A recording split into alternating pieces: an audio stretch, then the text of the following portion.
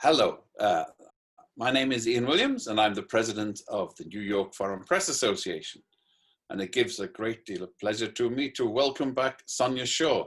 I say welcome back because I interviewed her in my previous incarnation as the host of the Catskill Review of Books on her previous books.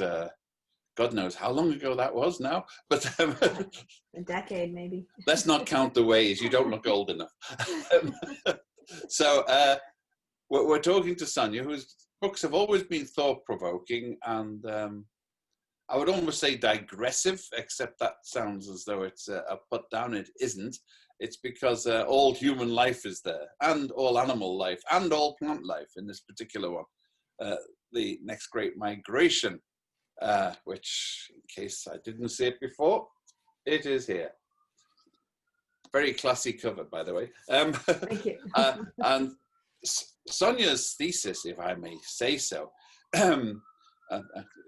correct my misinterpretation, she's looked over the years at what accepted wisdom. And we know that accepted wisdom about race, about species, about many things has been changing. But we still have fixed in our mind this idea almost straight out of the Ark and Adam naming the animals that life is fixed, that there's no mutability. And yes, we have got the origin of the species, and some of us at least pay lip service to it, but we don't really internalize it, because then we get horrified because the wrong type of butterfly appears in the wrong place, or the wrong type of fish is running up the wrong river, or even that we're claiming there are different species when they're actually fairly close to each other. I've recently written a book on tequila, and one of the interesting bits is there are 250 species of agave, but there aren't. They're all the same one. They're just very promiscuous. They crossbreed like hell, as you would if you were fertilized by a long-nosed bat at midnight, which is what the agave is. That just adds an extra je ne sais quoi to it all. So, Sonia, I've given my potted version of your thesis, and I'll leave it to you to expand on it, detract from it, or to draw the conclusions from it. Yeah, I mean, I think that's basically it. I was trying to look at, so the way this book started is the last book I wrote was on pandemics, and I finished that it came out in 2016, but I finished it in about 2015. And it was right around the time of the quote unquote migrant crisis in the Mediterranean, like capturing all them. To report on what I thought was a possible public health risk of disease outbreaks, because here were people coming up from Syria and Afghanistan where vaccination programs had collapsed and they were under a lot of stress, and they're moving into Europe and they're trying to make their way to Western and Northern Europe. They're getting stuck in the Mediterranean and drowning, and then the borders are closing and there's camps and detention centers popping up. And it seemed to me a possible risk for outbreaks. So I went to report on that. And I remember sitting down with someone from Doctors Without Borders. And I can't remember the question I asked, but it was something along the lines of, what are some of the other consequences of this migrant crisis, something like that. But I used that term, migrant crisis, and he just stopped cold and he said, there is no migrant crisis. And I said, well, there's all this tumult and disruption and people are dying and drowning. Like, what is this then? And he said, well, there's plenty of jobs in, Southern Europe and Greece, which is where I was. There's plenty of accommodations. The reason why this is all happening is because there's a crisis of welcome. It's a crisis of reception. It's not a crisis that the people have tried to come into a place of more safety. And so I thought that was really interesting because, of course, I don't consider myself a xenophobe or anti-immigration or, my parents are immigrants. But I had that reflexive idea that because people were moving in this very conspicuous way, that it must have some kind of catastrophic result or impact. And I think that is a very common conflation, that if people are migrating, it is a crisis, it's a migrant crisis. And we kind of just reflexively say that, even before we've really examined whether, would it be, good? Is there absorptive capacity in the places they're going? would it be better for the people themselves if they were to move into these new places? Would it be better for the places they left if these people were to move? Those are all the questions you'd want to ask to try to understand, well, what is this migratory flow like, and what is the net effect of it? But we don't do that. We just kind of automatically, think of migration in this alarmist way. Even those of us who aren't xenophobic, are accepting of the idea of immigration. So I wanted to kind of examine where that came from. And so that sort of started the journey that became this book, is just really kind of scratching back and to look at, well, where did those ideas first start to take root?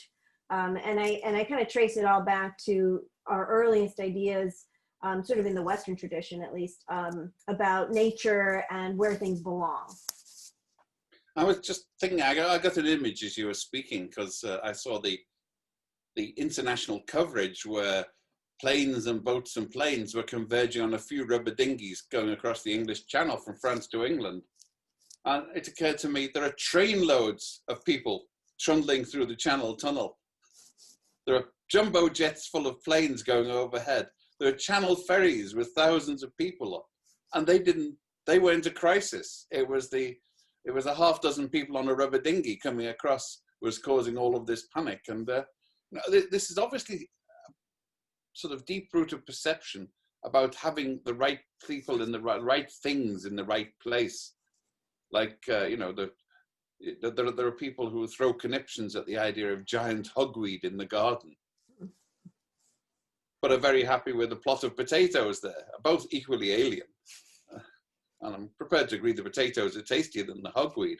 But I mean, that's what you go into. This, I'd like to say it's not philosophical, ideological obsession with the right people, the right things in the right places. And you sort of grew into it as you wrote the book, I think, as you began to perceive where people were, which wrong trees people were barking up. That's right. I mean, I think it's really about our sense of order and what nature is supposed to look like, and so we're really brought up with these ideas from the earliest age, when we're told that, the camel stands for the Middle East, those animal maps that we give to our kids and hang in their nursery walls, as the elephant is from South Asia, the kangaroo stands in for Australia, the bear stands in for North America, as if these things are sort of one and the same.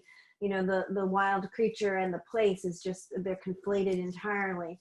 And it really is just a way of erasing all the movement that is going on. Like you said, like we have this myopic view about mobility, where there's certain flows of movement that we focus on very intentively, but we ignore all the other movement that's going on sort of beneath our notice, which would really put the whole thing into context, right? So we take really special care to record, say, asylum seekers or refugee movements, but we don't really record who is leaving our borders, for example. We don't really record very carefully all the people who are moving thousands of miles, but within international borders, or between one poor country and another poor country, or business travelers, or people who are traveling for family connections. All these other flows of migration are going on all the time.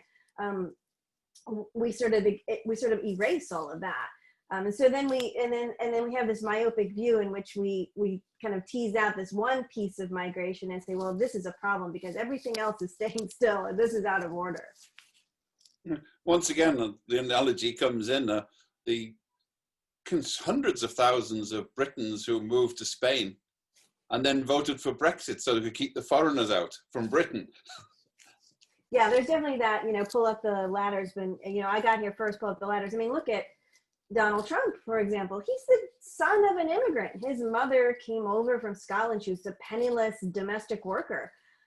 He's completely erased that history from his own life and his own, in his policy making and his rhetoric, which is really, it's a remarkable thing. And people don't even comment on it. Of course, several of his wives have been immigrants, So, but the thing is, when we say immigrants, we come to your definitions again.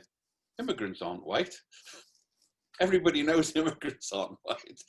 Yeah, well, but even that's sort of a recent manufactured thing, right? Because if you look at Earlier waves of immigration when people were coming over from Southern Europe into the United States and Eastern Europe in the early 20th century. Well, that was considered really problematic, and those people were not considered, wanted immigrants. They were, that like ideas about their foreignness, their biological foreignness, even really drove the early 20th century the racial quotas that we put into our immigration laws in the United States. So it's a fungible thing, like who belongs where. It's sort of, we kind of keep changing the definitions. But I think the whole idea that different people belong in different places is very deeply rooted in our conception of nature and history. And, this comes right back to Linnaeus, the Swedish taxonomist in the 18th century, who said, Africans belong in Africa, and Europeans belong in Europe, and Asians belong in Asia, and Americans belong in America. And they have been there since time immemorial and will stay there forevermore, to such an extent that they're actually biologically alien to each other. He called them all of us different subspecies with, we had our own Latin binomials to describe how different we were. And we're seeing that now, we see that today. With Homo neanderthalis and Homo denisova, more and more evidence that what were categorized by biologists as separate species, now they're wondering whether they're separate races or whether, in fact, as appeared, they've been screwing each other quite happily for millions of years. Yeah, and that actually brings up the other point, which is this myth that when we walked out of Africa, that we walked out into sort of an empty expanse, and then we populated it, and then we basically just stayed still for millennia until sort of the modern era. When in fact, what we now are understanding is that we walked out of Africa, yes, but there was already people there in all the places, all the archaic human species that are now extinct. So it was a proper migration even then. It wasn't just a sort of dispersal into empty space.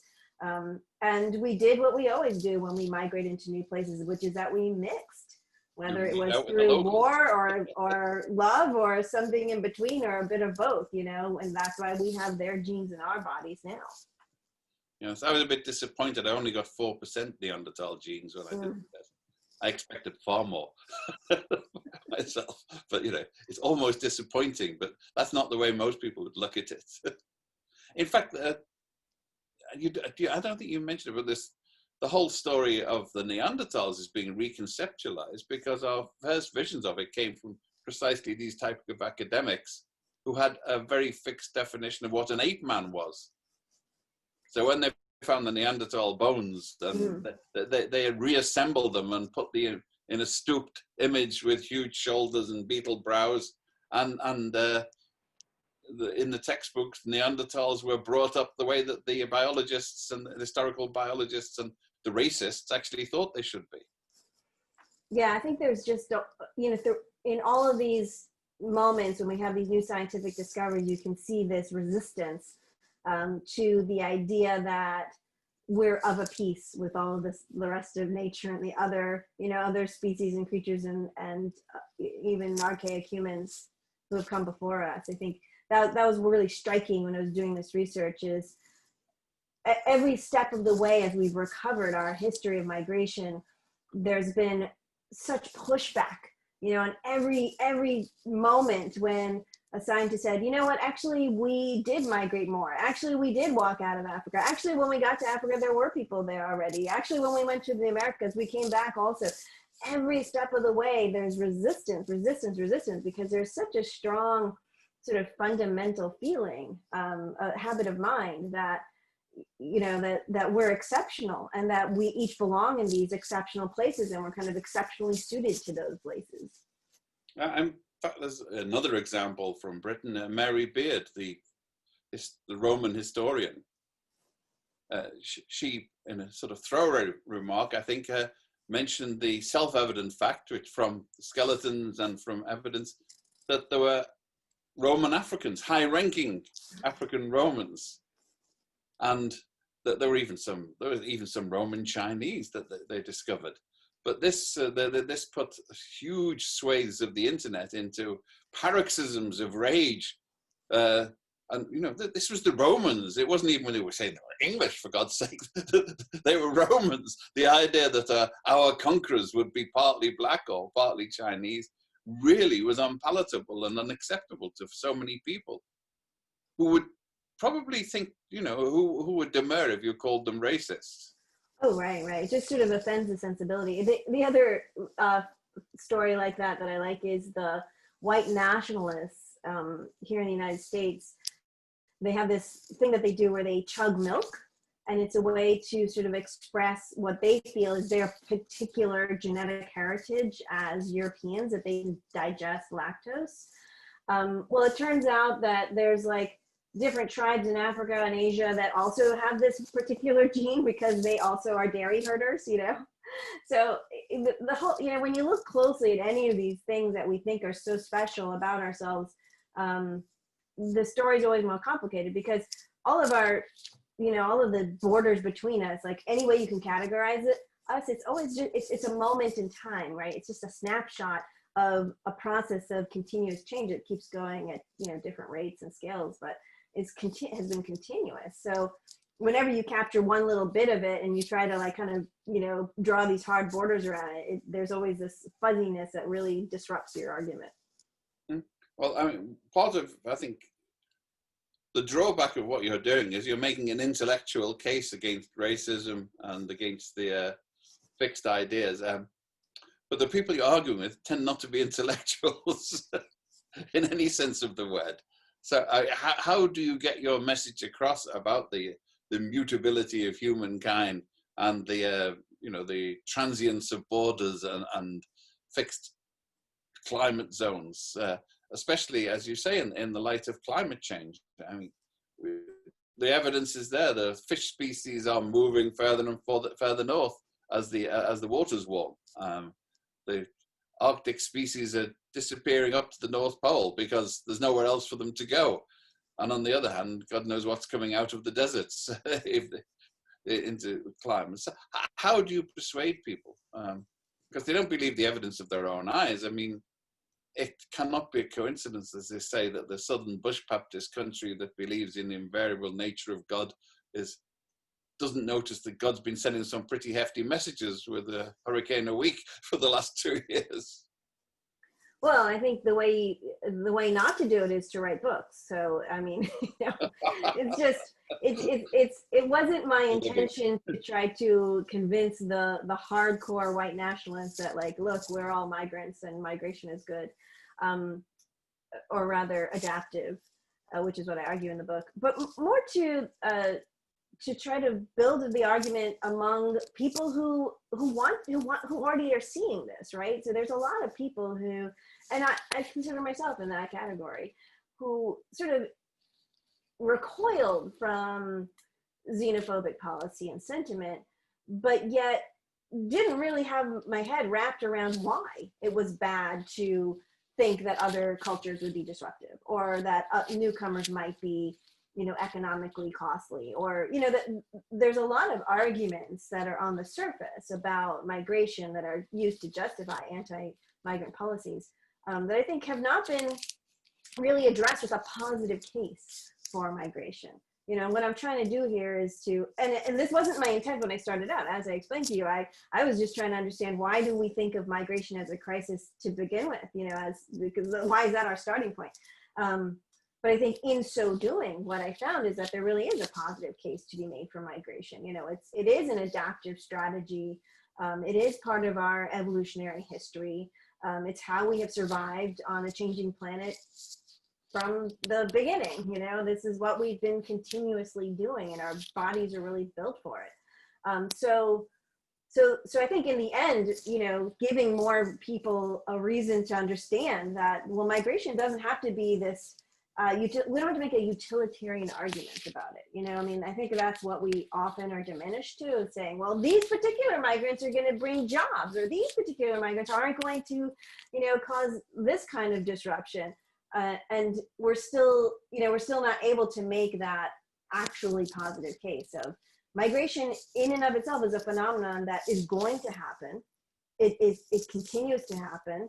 And we can either manage it, and so we maximize the benefits and minimize the costs, or we can pretend it's something that we can kind of turn the tap on and off on, and then we get what we have right here, right now, which is people need to move, they're trapped, and so they either move catastrophically or, you know, they die trying, you know, and that's what we see when more borders get closed. You know, people don't stop moving so much as you get more and more migrant deaths because they're trying to get to where they need to go. Well, you don't get many people down in the South who say, I'm not going to employ those Mexicans on $15 an hour. I'm going to go out and get a union worker at $50 an hour.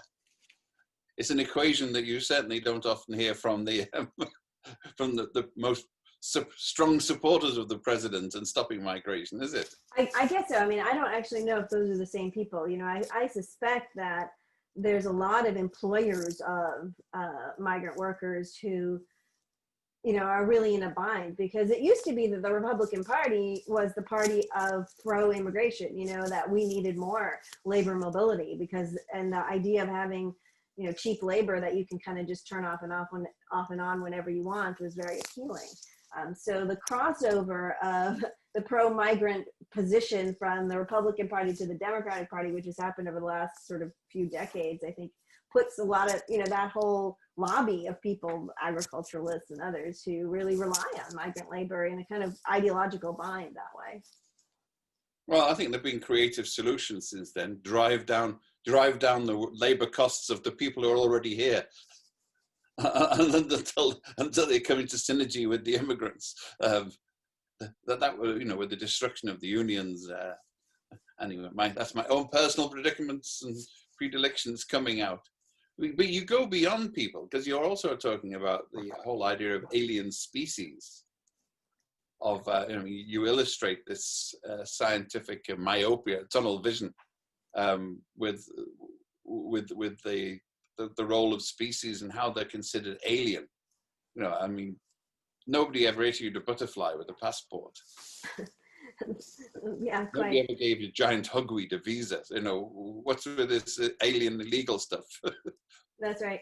Yeah, and right now we have about 80% of species that you know, that scientists have been studying are actually moving right now. They're changing their ranges, moving towards the poles and up into the heights to, you know, in sync with the changing climate. So we have this kind of mass exodus going on right now. And we can either see that as a catastrophe and try to stop it, or we can try to, you know, I think the animal, the contrast with how we deal with, you know, wild creatures on the move compared to people on the move was a really interesting contrast for me. And that's one of the reasons I wanted to bring it all together in this book was, you know, people think of a butterfly moving around as a very beautiful thing, you know, but if a Syrian refugee is moving around, well, we're not so sure about that. But in fact, we also have some rather skeptical views about wild species on the move. Like you said, the whole idea of alien invasive species, which is this idea that, you know, if you have a wild species that's out of place, it's not, you know, not native to that particular location, then you should sort of preemptively get rid of it before it causes any problems at all. And this is an idea that is enshrined at the very highest levels in the UN Convention on Biological Diversity, and here in the United States as part of the Department of Homeland Security's directives to, you know, protect the homeland from invasive species. And what's interesting is that of all the species on the move, only about 10% of them can establish themselves in a new place. So it's not a process that is uniformly successful. And then of that 10%, only 10% actually become problematic, whether it's to human health or to the species that are already there, or even to our own other introduced species that we prefer, like our crops, you know. So we're talking about 1% of all of these species on the move that end up having unwanted effects, and that's not just ecological effects, it's also just things we don't like for whatever reason. So to say that, well, we shouldn't have any of them moving at all, you know, is very similar, you know, in the structure of that argument to saying, well, there was 2 immigrants who caused crime, so let's close the borders, you know, which is essentially what the current administration in the United States' immigration policy is based on. So are there pragmatic compromises? We obviously can't go around killing every Colorado beetle that lands, or chasing up on Zika carrying mosquitoes. We can't even keep the pipes on the Great Lakes free of zebra mussels.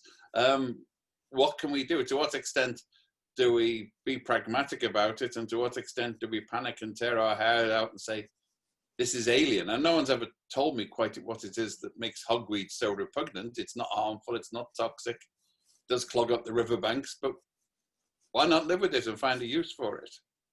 Yeah, I think that's what we're gonna have to get to, that more pragmatic place. And I think to get there, we also have to just change our rhetoric and the way we think about species that are moving, and this whole idea of what's native and what's not native. You know, things are continuously moving to some extent or another, at some pace and scale or another. Then it's rather arbitrary to say, well, this thing is from this certain place. Why? Because it was here for the last 100 years, the last 500 years, the last 1,000 years. You know, what if you reach far back enough, things have been moving around a lot. So, you know, and we also know that the negative effects, and I'm not minimizing those do occur. There's a lot of species that are in different disturbed ecosystems right now that cause a lot of damage to things that we care about, whether it's because, you know, they're species that are sort of iconic in our cultures and our societies, or they're species that we rely on economically, or, you know, for any number of reasons. So those damages do occur. It's not to say that they don't, but the origin of the species isn't the issue. You know, you have some native species that also can be invasive, and you have a lot of so-called alien species, the non-native species, newcomers, that are perfectly fine and can get along fine. And in fact, most of them do, which is why when species move into new places, they actually add to biodiversity rather than taking away. So I think it's not that there's no negative impacts. It's the same thing with immigration. It's not that there's no negative impacts. Of course there is. Of course there are disruptions when people move around. It's a change, and all change is disruptive to some degree or another. But what I'm saying is, overall, we want things to move. You know, moving is a positive thing. It's part of our resilience, and that's exactly what we need more of right now in this sort of moment of massive global change. Mm-hmm. I was about to invite people to send in any questions that they have to Sonia, and somebody's said, and I think I know the answer, but I'll let you do it, of course, why the opposite migrations of Europeans from Greece and Italy to Cairo and Damascus didn't face oppositions from locals back in the last century. Well, earlier than that, they were called crusades, and they did meet some opposition, but please carry on. Yeah, I mean, I think this goes back to, where do we think people belong, and who do we give mobility sort of rights to? You know, there's this idea that some people have mobility capital and others don't. You hear this a lot in the United States, where, you know, we're under this sort of chaotic regime in this country, and people are, you know, you hear people saying all the time, oh, I'm just going to go to Canada, you know, if such and such happens, I'm leaving, I'm going to Canada, I'm going to Australia, I'm going, and it's like, there's just this presumption that you have, as an American, you have this massive amount of capital in terms of your mobility. You know, it's a combination of resources and documents and racial characteristics and all these things that make it easy for you to move around. Well, most people in the world don't have that, you know, but I think we see the impact of that now with the climate crisis. You know, you see people in the Caribbean in the Bahamas, where, you know, Hurricane Dorian just totally razed two whole islands. And there was a mix of people on those islands, and some of them got out very easily. It was nothing, you know, they can evacuate, they can get on their private jets and then fly to Miami. Then all the workers are stuck, you know, they're trapped there because they don't have any of that mobility capital. Whether they, even the ones who have money don't have mobility capital because they don't have the right documents, and they don't have the right color of skin. I was just thinking of the ultimate in this was when Donald Trump decided he wanted to buy Greenland. Yes, great. Because I wrote a spoof column many years ago advocating real estate futures in Greenland and the Inuit territories in Canada. Get in there now before they move. Yeah, it is that same idea of like, well, it was just an empty expanse. There's no people who are living there, right? So I can just like take it, this sort of this presumption that the landscape is mine to do with what I will. Well, if the iceberg started moving south and we got the ice sheets moving south from Canada, I think we can bet that there'd be a lot of land speculation in the Mexican border areas suddenly, as it becomes desirable residences. Yeah, I mean, I think that's what's going to be interesting in the coming era of migration. And of course, we're moving all along, but I think the patterns are definitely going to change. Like we used to, more of our movement was sort of on the east-west axis, the past 100 or more years. And I think what's going to happen now is more of a south-north movements, which is interesting. We're moving along with the changing climate. So we're doing the same thing. We're kind of staying with the climate as it shifts with us. We have to move along with it. And we're doing that same thing when we're moving along the east-west axis too. Your book covers these things in a general, they're thought-provoking, but do you have any concrete snappy solutions or advocacies for politicians and leaders and people discussing this? No, not really. I mean, I think it's too big of an issue, and I think I don't think we can have a good faith conversation about how to manage migration in our coming era until we, really get to a better understanding of what migration is. We don't have any ground rules or shared assumptions about what migration is. And, see, policymakers are going to talk about migration as if migration is only about brown people moving into white communities, or only about poor people coming into rich countries, or only about refugees and asylum seekers, and not, taking the broader picture and the broader context into account, then I don't think we're at a place where we can say, well, this is the policy, that's the policy. I mean, of course we have great ideas, the UN Global Compact on Migration, the idea of let's not try to repel migrants, except as a very last resort. Let's try to make migration regular and orderly and humane. And there's so many ways we could do that, to make it just not necessarily even easier to do, but just an orderly way to move around, so that you have legal pathways. I mean, right now there's nowhere in the world where it's legal to move because of climate change. We just don't have any legal way of understanding that. Our laws are so limited in terms of the ways people can move. It's either state persecution or a job or a family connection. There's these very particular ways we categorize. And I think this gets back down to the way we think about migration. We're trying to reduce migration, which is this very complex phenomenon that is very deeply rooted in human nature and the human condition. And we try to say, well, what's your one reason for moving? Are you an economic migrant? If you're coming for a job, okay, well then you come into this category. Maybe we'll let you, and maybe we won't. It's a state persecution. Okay, maybe then you get to go in, or maybe you don't. Maybe you're good, maybe you're bad.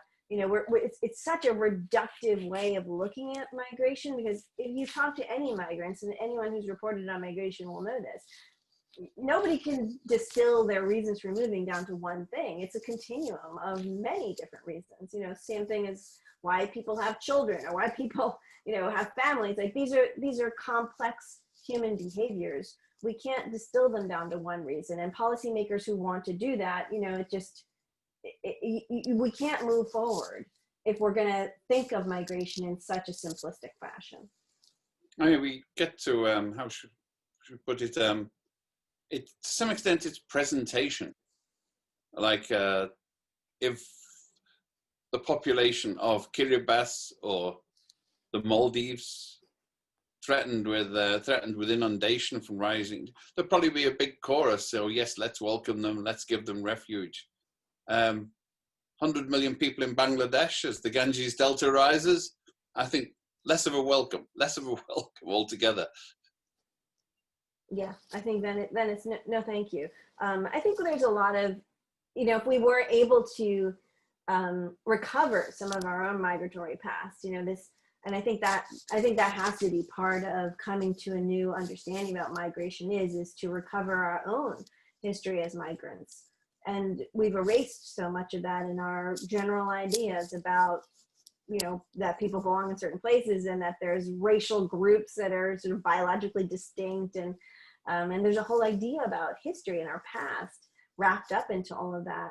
And I think until we can kind of fill in that picture that we've all been migrating to some extent or another, it's all with, you know, it all depends on what time scale you're looking at. Just because someone has lived in one place for 3 generations as opposed to 1, or 5 as opposed to 3, or 20 as opposed to 10, you know, these are very arbitrary when you think about, you don't have to go that many more generations back until we're all just one family anyway. So I think we need to think about ourselves differently first, and you know, and then all the other stuff follows. So this isn't something that can be solved quickly. In other words, Ian, but you already knew that. But you've been going around. Presumably you've been appearing on talk shows. You've been going around and you've been presenting these ideas of, you know, sort of promiscuous speciation. How have they gone down? Have you found people gasping in disbelief? She can't say that, can she? Or has it been generally well accepted? Yeah, it's been, I mean, you know, it's such an odd time to launch a book, right? It came out in June, so we're really in the height of lockdown. But yeah, I've done a lot of virtual events, of course, and in virtual events, you don't really get to talk to people as much. You know, you get the questions in the chat and a few questions here, and I get emails and stuff. All of that has been very positive. But I presume that there's a little bit of a selection bias there, that the people who would be most resistant either wouldn't come or wouldn't be the ones who are asking, you know, critical questions in the chat when everyone else is like saying, oh, please tell me more about your book, you know. So I don't have a perfect vantage point on that question. Your previous book was on the pandemic, the coming pandemic, which I read it when it came out, but I understand you revised it. So what are the revisions? What have you got to add on pandemics? I mean, heaven knows there's a lot to add at the moment, isn't there? Yeah, I mean, I didn't revise the whole thing. It's a new forward that we did that came out in August with a new edition of the book. But, you know, honestly, everything I wrote in that book holds true for what we're seeing right now. It's basically just unfolding, you know, exactly what I had been reporting and doing research on. And not to say that I was being prescient, but all the experts knew, you know. This is why I could spend 4 years putting a book together on how pandemics unfold, is because that process has been so well mapped that, you know, you could actually describe it over the course of a few hundred pages, you know. And the fact that we're just living through it kind of exactly, you know, I knew it would happen. I mean, that's the whole reason I wrote the book. I knew that a pandemic was brewing. Everyone who was working in this field did know that. I remember Larry Brilliant, the epidemiologist, did a survey of epidemiologists that I cited in the book. I think it probably came out around 2008, 2010. And a majority of those surveyed, this epidemiologist said that a pandemic that would sicken 1 billion people and kill 165 million people would occur, and cost the global economy $3 trillion, would occur sometime in the next 2 generations. And so that was a prediction they were making in 2008, 2010, whenever that study came out. And I don't remember the exact date off the top of my head. So, you know, these are probabilistic events. So it's quite possible that, you know, but you roll the dice and you don't get the snake eyes. But if you're rolling the dice again and again and again and again, which is what we've been doing, like eventually it's going to happen. Nevertheless, it's always a surprise when it actually takes hold. But I think the most surprising thing, and this is going to take years to sort of map out, was the chaotic and bad faith response on the part of the U.S. government, which I don't think anyone really predicted when we were talking about, you know, the risks of a pandemic like 5 years ago. We have some questions coming in on the bottom here. Should we be using the word migrant versus immigrant? I do in the book, because I felt that using the words immigrant and emigrant was another way of sort of diminishing the whole migrant experience. You know, that somehow, that as if the direction was really the most important thing. It was sort of the same way we say, well, is it an economic migrant or a refugee? Is it an immigrant or is it an emigrant? You know, so I wanted to kind of capture all of that to say, well, migration is a bigger thing. And if you think of it that way, then many more of us can be part of that category. So I think the term migrant is definitely preferable. And then it doesn't refer to these invisible lines that we draw on the landscape, which, you know, because you can move quite a bit before you cross one of those lines, you know, and that's still migration. You know, here in the United States, you can move thousands of miles across, you know, vastly different geographies and even different cultures without crossing an international border, and that still matters too. So to me, migration and the word migrant is a much more useful way of like starting to recover all of that migration. That reminds me of a concept I introduced in an essay once on stationary migrants. In places like Europe and on an Indo-Pakistani border, there are people who stayed in the same place and found they changed nationalities frequently. Right. You know, you could get people in the subcontinent who started off Indian, became Pakistani, and then became Bangladeshi in various stages. And of course, in Eastern Europe, the same people could be German, Polish, Russian, God knows what else in a few short years, without moving at all, and be treated as an alien in each one in turn. Are there any more questions out there, please? We'll be going soon. Is there anything else you would like to add, Sonia? We've got, I think we've covered a lot of the ground. It's been refreshing and provocative, I hope, to people. Yeah, I mean, I guess the underlying theme that I wanted to bring out in this book is that, you know, getting back to that original story I was telling you about when I was really conflating migration with crisis. And I think what I come to at the end of this book is that, you know, migration is often shaped by crises. The climate crisis, for example, right now, the biological crisis of the pandemic. But the migration itself is not the crisis. The migration itself can actually be part of the solution, insofar as migration is an adaptive strategy, and it's part of how we have survived all of this time on this changing planet. And not just us, but many of, you know, our fellow wild species, even some of them who biologists have categorized as sedentary and have thought can't possibly move, can't possibly adapt to a new habitat. Well, they have, and they are. And so what we're learning now is, if we want to conserve biodiversity, is you don't draw lines around parks, around habitats, or what you think is an animal's habitat. You build bridges so that they can move across, you know, greenways and stitch these things together. And I think that's such a beautiful idea. And it's something that we can think about for ourselves too, I think. Hmm. Well, other question just come up is the behavioral drivers behind tribalism we're seeing in society. What can we learn from them to change behaviors? It's something about, I mean, one or two people coming in doesn't seem to provoke tribalism. There's a certain proportion that causes people to see it as a threat to their lifestyle, their way of life, and react in tribalistic ways. Did you see any parameters or algorithms to predict this? Yeah, I mean, this is definitely something I looked into deeply to try to understand, like, if migration is part of our adaptive, you know, heritage, biological heritage, then why do we have xenophobic sentiment sort of bursting up here and there, and tribalism bursting up here and there? And one part of the answer is that we usually don't. So I think there's this myth that, you know, whenever you have two cultures sort of interacting anew, that you have sort of a xenophobic sort of resistance happening, and that's actually not true.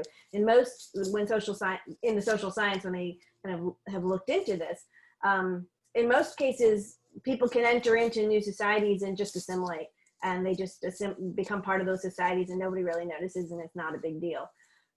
So then the cases in which there is xenophobic resistance and this sort of tribal reaction, those become the exceptions that we have to try to understand. Well, why did it happen in this one place or this other place? And there's different theories about why that might, why those, you know, what the conditions are that lead to those xenophobic outbreaks. One of them that I liked was about sort of the conspicuousness and sort of the pace of newcomers. So we see in here in the United States, in the elections, of course, on everybody's mind. So I'm thinking about 2016 a lot. And one of the things, you know, of course, Donald Trump's sort of his most coherent position is anti-immigration, I would say.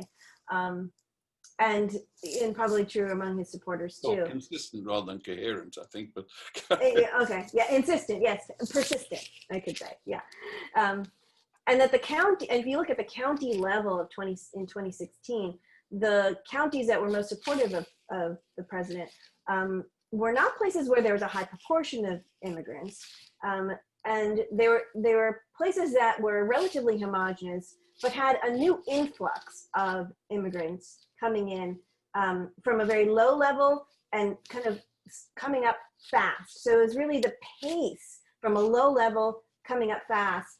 And one theory about why that would spark that particular phenomenon. So it's not when, you know, they're coming in regularly, a regular stream. It's not when they're, you know, 10, 20 more % of the population. At that point, you know, xenophobic sentiment kind of collapses and, you know, people are mixing and assimilating. It's right at the kind of beginning, and when you have this sort of acceleration of new migrants who are coming in from a very low level beforehand. And one theory about why that might be is because in that situation you have migration becomes conspicuous. And this is also a theory that holds true for why certain wild species are considered sort of invasive and unwanted. This might go back to the what were you talking about, Ian, the hornweed? Yeah. Hornweed. Yeah, and I think this was sort of true about purple loosestrife, which I don't know if people remember. Purple loosestrife was a huge scourge for a long time because they're very conspicuous. They are healthy and they thrive, and you can see them. They have big purple flowers on top, and there was, you know, whole municipal budgets that were devoted to ripping these things up. Well, it turns out they're fine and they're not causing a problem at all now, years later. And so there's a similar theory about migration too, that if you have people who are coming in and they are somehow being made conspicuous, maybe it's because of the pace, maybe it's because they're starting from a very low level and there aren't any immigrants at that time, maybe it's because of political policies. So for example, in Montreal, when you had a lot of Haitians who were fleeing the United States because of when the Trump administration was trying to take temporary protective status away from hundreds of thousands of Salvadorans and Haitian migrants, et cetera. There's this whole flow of people who are going up to Montreal.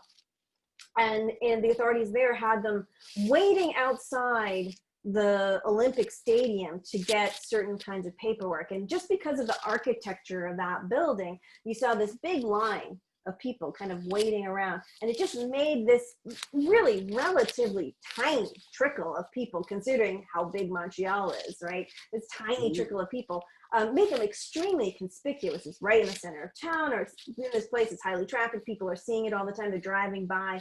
These people look quite different from the average Montreal person, according to, you know, everyone's idea of what a Montreal person looks like. Yes, of course, they speak French. I mean, these are people who could probably rapidly assimilate, right? But they're made to be conspicuous. And I think there's something about that conspicuousness that kind of triggers this tribalistic response of, well, they are an out group and I need to be in my in group. And coincidentally, I mean, that is something that is so deeply baked into human nature that in, you know, social psychology studies, scientists can provoke that sort of tribal response where you think that the people in your in-group are fairer and kinder and more generous and more fair compared to the out-group. They can provoke that feeling on the most arbitrary basis. So if they just arbitrarily put people in groups because they all are wearing a red t-shirt, or they all like vanilla ice cream better than strawberry ice cream, those groups, once made, will start to think that the people within their group are better than the people outside their Jonathan group. Swift wrote about it, the big enders versus the little enders. Yes, yeah, there you go. People open their eggs at the wrong end. Yeah, so I think it's the same thing. It's like, it's the conspicuousness of the border. Once you know, like, oh, okay, those people are different from me. right? Because they're all lined up outside that Olympic stadium. Or this scientist told me that everyone in my group likes vanilla ice cream, not strawberry ice cream. I mean, it really can be that arbitrary, because when you think about how quickly we can assimilate, we are so good at assimilation, and assimilation works. Our bodies start changing as soon as we go into new landscapes. Our genes express themselves in different places and in different ways in new places. So our ability to assimilate into new cultures and new landscapes is like incredible. And so I think that there's the exception. The rule is that we do assimilate and we don't have tribalism. And so it's only in these exceptional situations, I think, when we see it. I remember at the United Nations seeing a delegation from the Pacific Republic of Palau, which was locked in confrontation with the US at the time. And it's a very homogenous culture. They're all very close. They're all related to each other. And it looked like a mini United Nations, because it was a small, isolated society that developed the cultural tradition of exogamy. They married outside to keep the gene pool broad. When sailors came, the women grabbed them.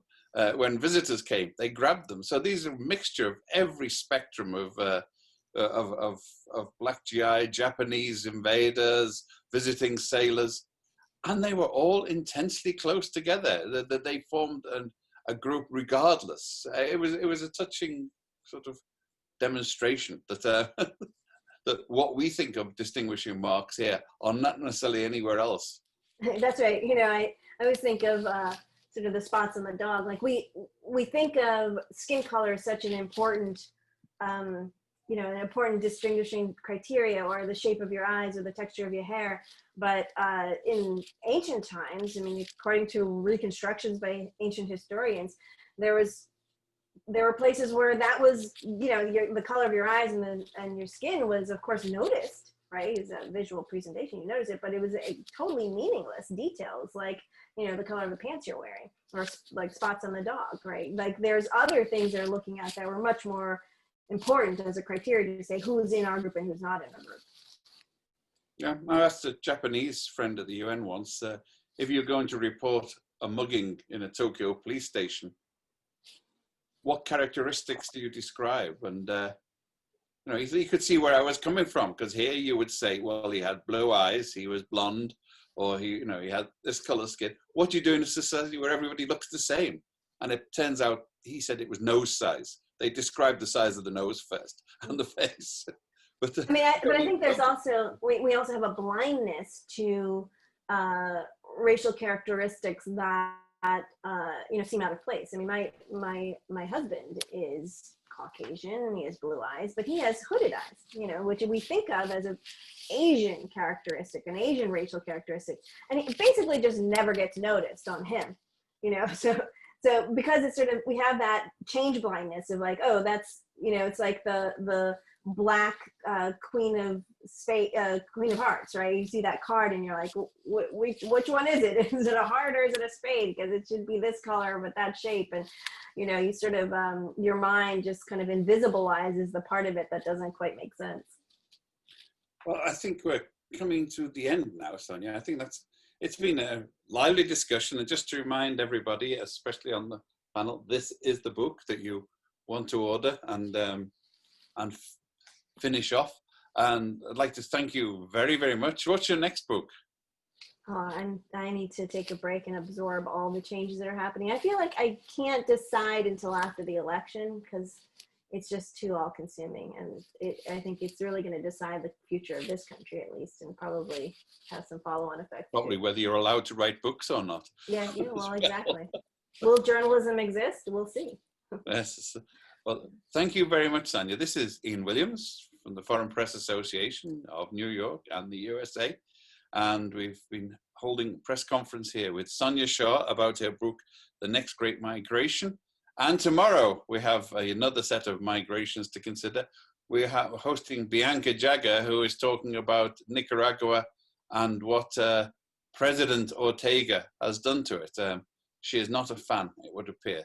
So I invite you to come tomorrow to listen and question Bianca Jagger about Nicaragua, which, remember, was all over the news 110 years ago, 20 years ago, and has now disappeared completely. None of us, left or right, know what's happening there, hardly. So do come along and find out. Once again, from the Foreign Press Association, this is Ian Williams. Thank you very much. And again, Sonia. Bye. Thank you.